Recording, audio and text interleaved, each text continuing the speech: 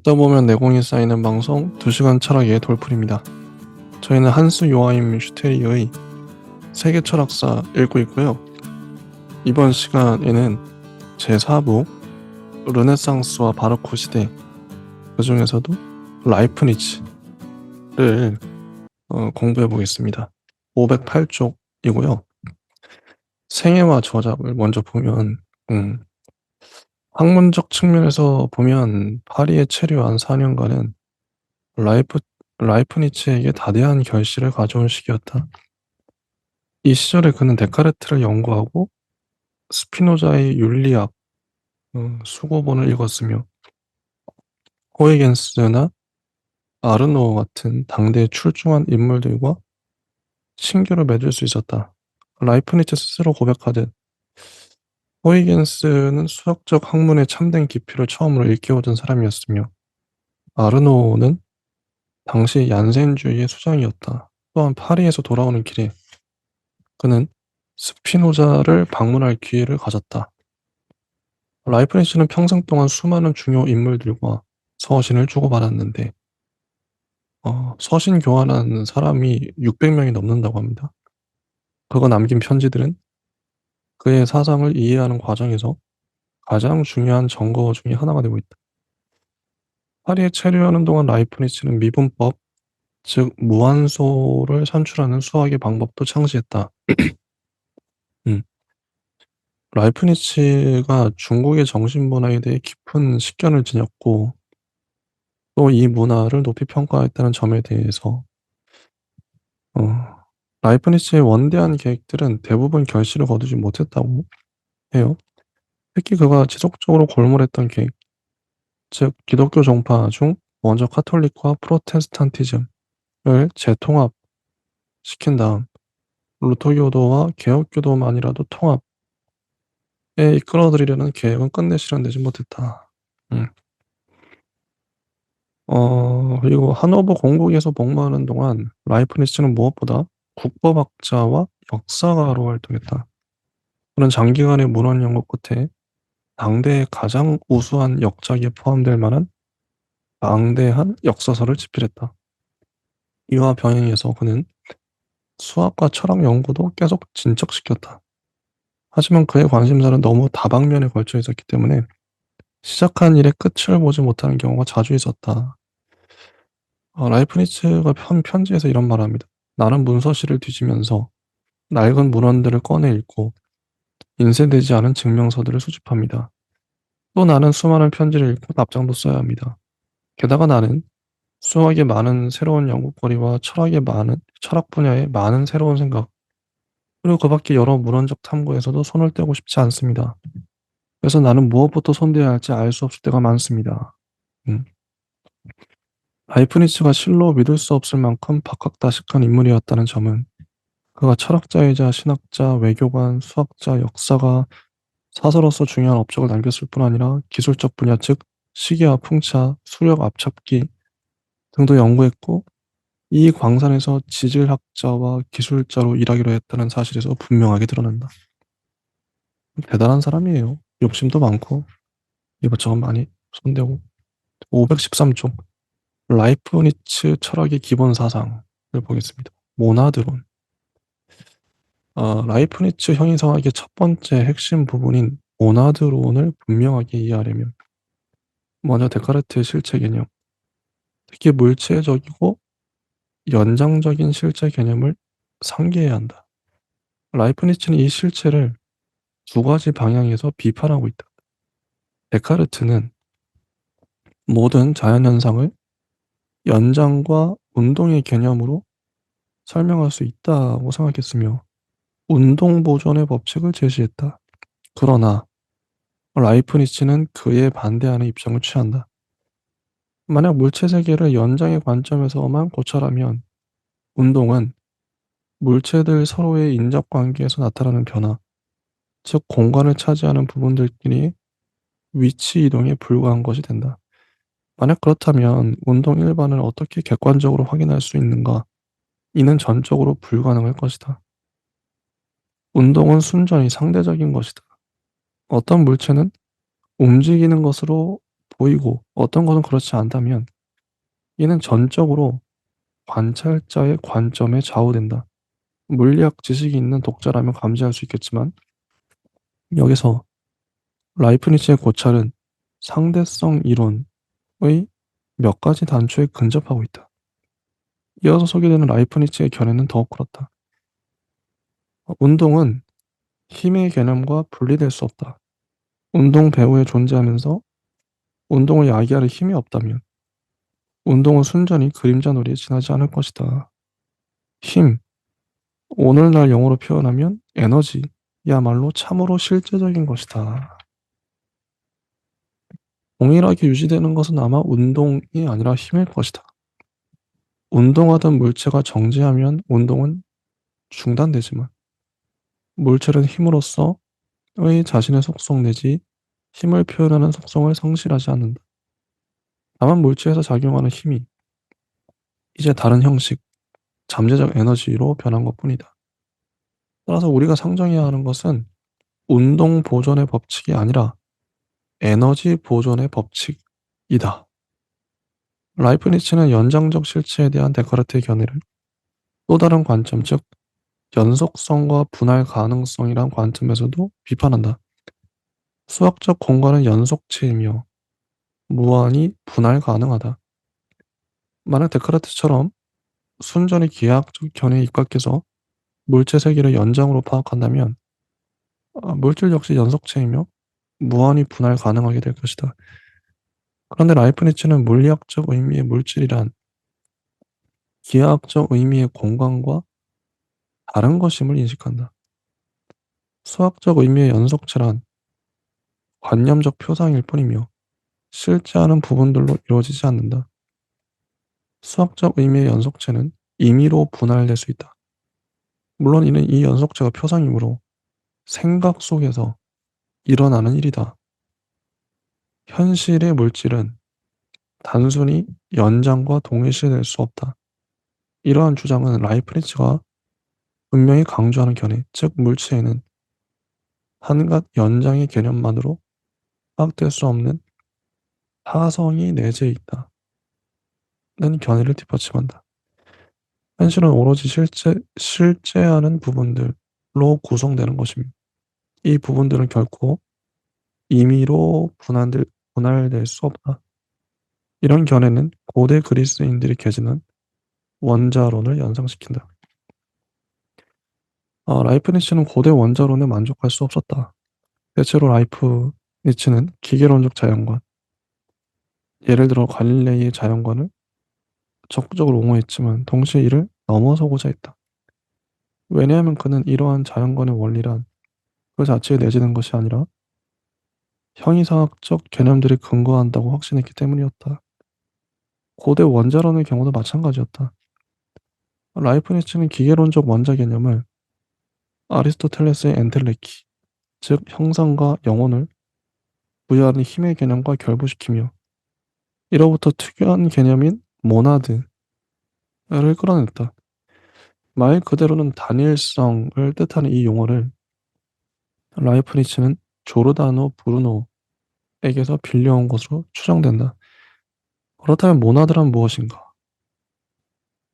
스피노자가 말하는 무한한 하나의 실체를 우리가 무수히 많은 점처럼 존재하는 개별적 실체들로 분할한다면 우리는 이 개념이 지시하는 내용에 가장 가까이 근접하게 된다. 라이프니츠가 말하죠. 모나드의 문제만 배제하고 생각한다면 스피노자의 견해는 옳았다. 자, 모나드에 대한 네 가지 관점 설명이 나옵니다. 자, 1. 모나드는 점이다. 즉 존재자의 본래적 근거는 점과 같은 형태의 실체들이다. 따라서 이 근거는 연속성을 지닐 수 없다. 물론 이는 우리의 감각적 직관에 어긋나는 주장인 듯하다. 우리의 감각적 직관은 물질이라는 것을 연장의 속성을 지니고 공간을 채우는 연속체로 보이게 하기 때문이다. 그러나 라이프니츠에 따르면 이런 감각적 인상은 착각에 불과하다. 근래 자연과학적 연구 결과에 비춰보면 라이프니츠의 이런 주장은 전적으로 타당하다. 여기서 우리는 때마침 발명된 현미경이 라이프니츠에게 깊은 감명을 주었다는 점을 생각할 필요가 있다. 물질의 구조를 한층 깊이 관찰할 수 있게 되자 라이프니츠는 자신의 견해에 더욱 강한 확신을 품게 되었다. 두 번째, 모나드는 힘 내지 힘의 중심체이다.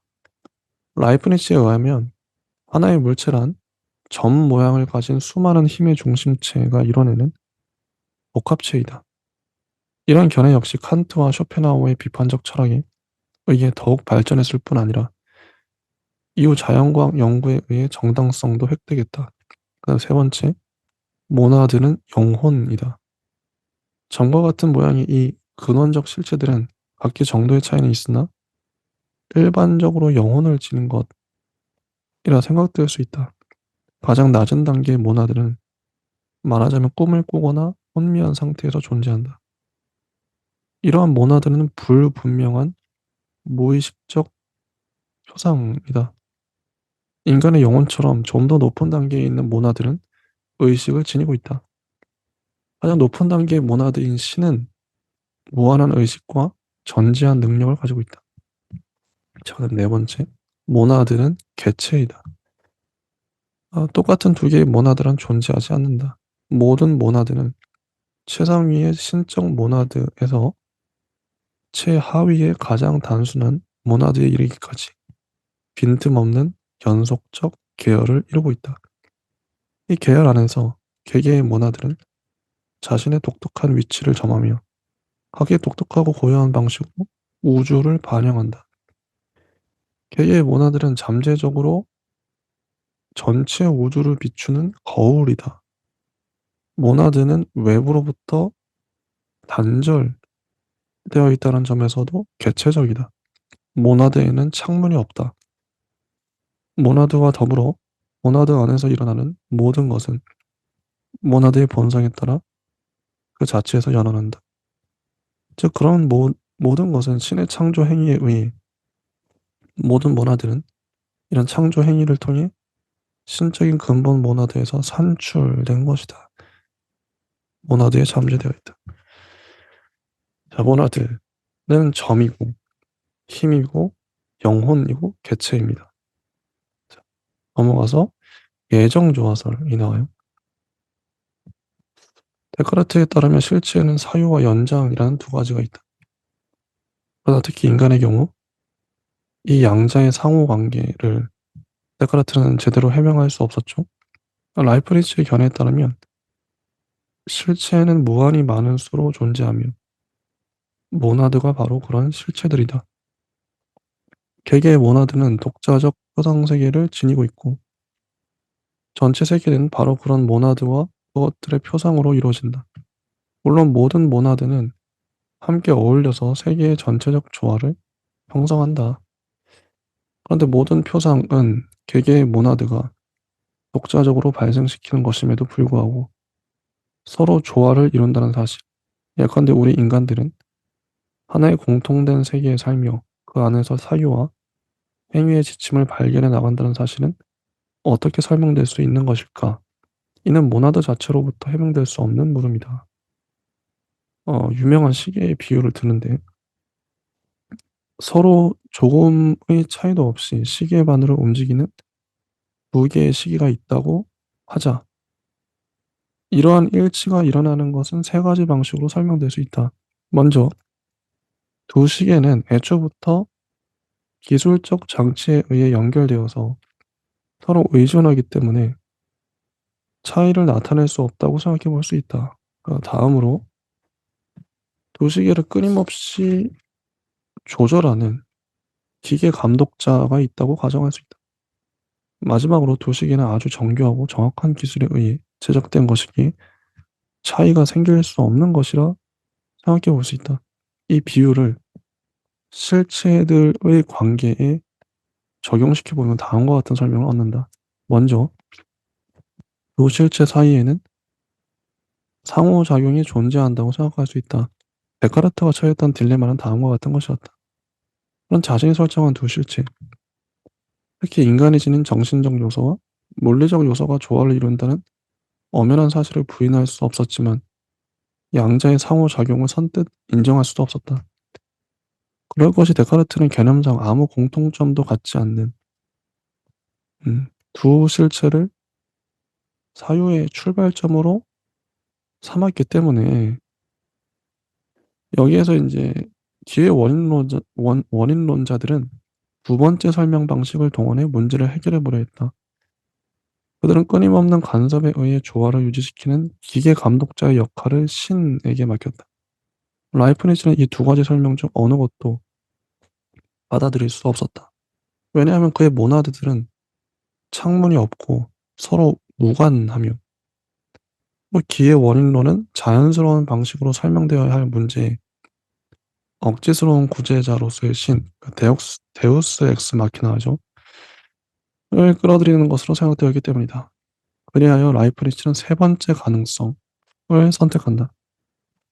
신은 각각의 실체가 자신의 현존과 더불어 주어진 고유한 법칙만을 준수해도 서로 조화를 이룰 수 있게 두 실체의 속성을 정해놓았다.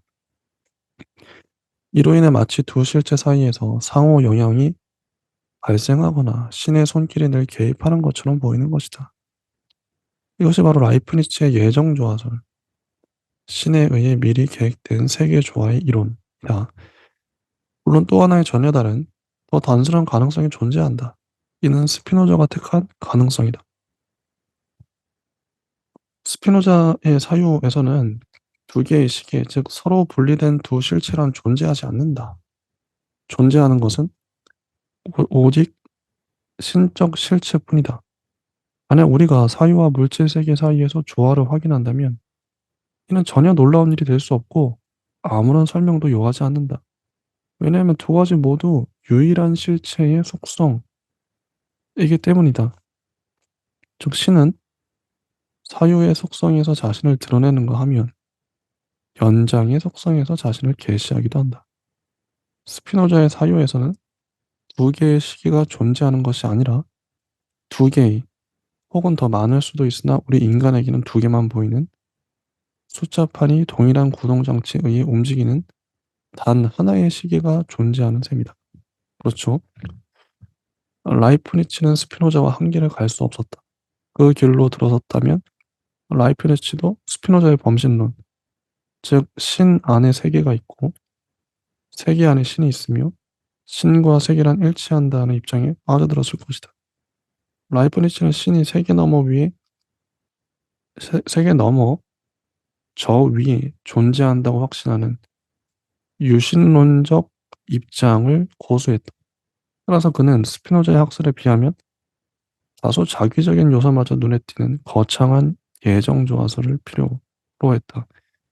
그에 따르면 이 체계에서 물체는 영혼이 없는 것이 불가능한데도 마치 영혼이 없는 양 작용하며 영혼 역시 마치 물체가 없는 양 작용한다. 그리고 양자는 마치 하나가 다른 하나에 영향을 미치는 양 작용한다. 재밌죠? 이게 라이프니츠의 세계관입니다. 그다음에 변신론인데요. 라이프니츠의 확신에 따르면 신은 창조 행위에서 모든 가능한 세계 중 최상의 세계를 마련했다. 멀티버스 생각이 나죠? 이는 신의 본질에서 당연하게 도출되는 결론이다. 만약 창조된 세계가 최상의 세계가 아니며 더 나은 세계가 존재한다면 신은 더 나은 이 세계를 알지 못했거나 이는 신의 전지함과 모순된다.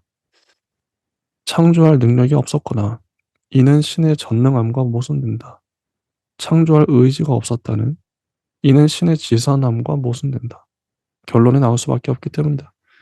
하지만 모든 세계 중 가장 완전한 이 세계에서 고통과 불완전함과 죄악이 넘쳐나는 이유는 어떻게 설명될 수 있는가? 이것이 바로 라이프니츠의 변신론이 다루는 문제이다. 라이프니츠는 이 문제를 더 면밀히 다루기 위해 악을 세 가지 종류, 즉 형이상학적 악과 육체적 악, 도덕적 악으로 분류한다. 형이상학적 악은 우리 세계의 유한성에서 비롯된다. 신이 하나의 세계를 창조하는 과정에서 이러한 유한성은 불가피한 것이다. 육체적 악, 즉 모든 종류의 고뇌와 고통은 형이상학적 악에서 필연적으로 산출된다. 피조물은 불완전할 수밖에 없으므로 만약 이 존재가 완전하다면 피조물이 아니라 신과 동등하게 될 것이다. 이 피조물 특유의 감각들도 불완전할 수밖에 없다. 결국 이들의 삶에서는 불쾌함이나 고통 같은 불완전한 감각 역시 존재할 수밖에 없다. 도덕적 악에 대해서도 근본적으로 같은 설명이 가능하다. 피조물은 불완전하기에 결핍과 죄의식을 가질 수밖에 없으며 신이 그들에게 자유라는 천분을 부여했기에 더욱 그렇다. 자, 그리고 몇 가지 비판해서 라이프니츠의 사상의 개성과 발전이 나옵니다. 공간과 관련해서 라이프니츠는 한편으로 세계는 오로지 연장을 갖지 않는 모나드와 그것들의 표상으로만 구성되며 다른 것은 전혀 개재되지 않는다고 가르친다. 감성적 직관은 연장의 성질을 갖는 공간 안의 연속체로서 세계를 보여주지만 이는 착각에 불과하다. 왜냐하면 우리에게 연속체로 보이는 것이 실제로는 전과 같은 모나드들의 복합체이기 때문이다. 이는 순수한 관념론이며 공간의 실제성을 부정하는 견해나 다름없다. 그러나 다른 한편으로 라이프니츠는 무수한 모나드가 병존한다고 가르친다. 그렇다면 모나드들은 공간이 아닌 어떤 곳에 나란히 존재하고 있다는 것인가? 또 다른 모순은 변신론에 포함된 인간의 자유의지에 대한 승인과 결정론의 요소를 지니는 예정조화에 관한 사상가에서 나타난다. 변신론에서 라이프니츠는 창조에서 이미 인간의 고통이 싹떴다고 주장하는 사람들에게 다음과 같은 물음을 제기한다. 인간의 행복이 세계의 유일한 혹은 주요한 목적인지 아닌지를 우리가 어떻게 알 수 있단 말인가? 신적인 세계의 목적은 창조의 일부가 아니라 전체와 연관되는 것이며 이런 세계의 목적은 피조물의 일부, 설령 최상위의 피조물이라 할지라도 의 요구 때문에 희생될 필요가 없다. 이러한 견해는 신의 구세 계획이 다름 아닌 인간의 구원을 염두에 둔 것이라 주장하는 기독교 사상과 완전하게 합치하지 않는다. 사실 라이프니츠의 학설은 구원의 관념에 별다른 중요성을 부여하지 않는다. 그럴 것이 모나드란 애초부터 신에 의해 완전하게 창조된 것이라서 신의 추가적인 개입이 필요하지 않다면 초자연적 은총에 의한 구원이라는 것은 일체의 기적과 마찬가지로 불가능할 뿐더러 불필요하기 때문이다. 라이프니츠는 그 자신이 말하고 있던 전 시대의 거의 모든 철학 사상에서 올바른 진술을 찾아낸 포괄적 정신의 소유자였다. 그의 위대함은 비록 완전히 성공하지 않았지만 서로 배제하는 듯 보이는 것들을 조화시켜 하나로 통합시키려 시도했다는 점이 있다. 라이프니츠의 주요 사상을 몇 가지로 요약할 수 있다고 하는데요. 1. 우주의 완전한 합리성. 다시 말해 논리적 법칙성에 관한 사상. 2. 우주 내에서 모든 개체가 갖는 독자적 의미에 관한 사상. 3. 모든 사물의 완전한 조화에 관한 사상. 4. 우주의 양적, 질적, 무한성에 관한 사상. 5. 기계론적 자연 해석의 사상으로 볼 수 있다. 라이프니츠의 사상이 그의 사망 이후 지속적 영향력을 행사할 수 있었던 것은 거의 전적으로 크리스티안 볼프의 공적이라 할 수 있다. 볼프는 라이프니츠 자신이 소홀히 한 일, 즉 사상을 체계화하여 지식계층에게 전파하는 일을 대신해 주었다. 여기까지가 라이프니츠에 대한 내용이었고요. 다음 주에는 제5부 계몽주의 철학과 임마누엘 칸트의 저작을 공부해 보도록 하겠습니다. 드디어 칸트가 나와요. 다음 주에 로크, 버클리, 흉이 나오고 아주 짧게 나오고 뭐 볼테르, 루소가 나오고 그 다음에 칸트가 나옵니다. 드디어 거의 100쪽 가까이 되네요. 칸트만. 네, 다음 주에 뵙도록 하겠습니다. 감사합니다.